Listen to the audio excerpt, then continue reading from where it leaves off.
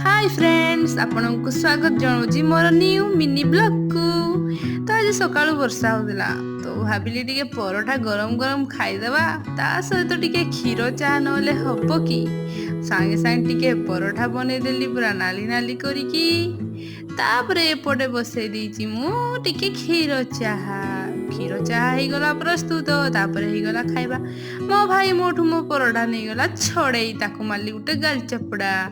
तापरे मु मोर सकाळर नास्ता गरम गरम परोठा पनीर को चाह को बुड़े खाईदेली पटापट।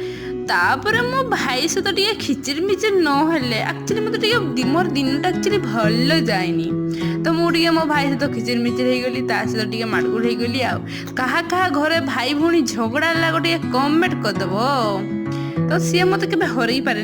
तापर आम गलु पिजुली मु आणिकी से पिजुलीटा मोर भाई को देली खाई कहला बहुत टेस्ट सांग मैंने